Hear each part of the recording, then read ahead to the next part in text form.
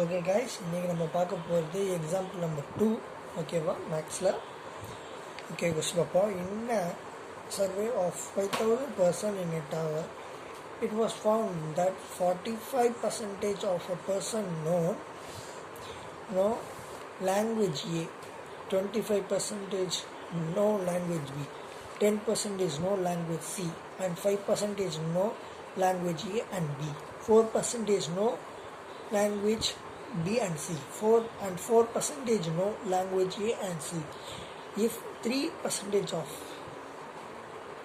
know all three language, find the number of persons who know only A language. இது 5 marks இங்கே இப்படி கொடுத்துருக்காங்க. அதெல்லாம் இல்லை, நம்ம ஈஸியாக படிப்போம்.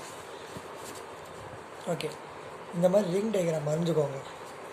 மொத்தமாக ஏ பார்த்தீங்கன்னா ஏ வந்து 45%, பி வந்து 25%, சி வந்து 10%. ஓகேவா? இப்போ ஏவும் பியும் பாருங்க, அவங்க என்ன கொடுத்துருக்காங்க.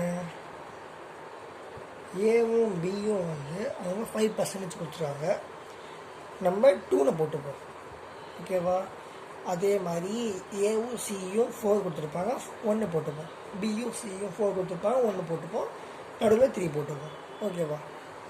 இப்போ இந்த ஏவை கண்டுபிடிக்கிறதுக்கு 45 மைனஸ் 2 இவங்க லாங்குவேஜ் ஏவை கண்டுபிடிக்கிறது 45. டோட்டலாக இருக்குது 45 மைனஸ் 2 மைனஸ் 3 மைனஸ் 2 39. ஓகேவா? இப்போ 39 கண்டுபிடிச்சிருந்தோம். இப்போ 39% of persons they know only language a. இது பார்த்தீங்கன்னா இது 35% லாங்குவேஜ் ஏ மட்டும் தான் தெரியும்.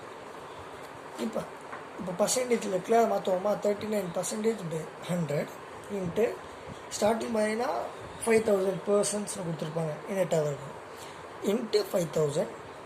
இந்த 2 ஜீரோ கட் பண்ணிட்டு இதை இன்ட்டு பண்ணிங்கன்னா 1950 பர்சன்ஸ் வருது.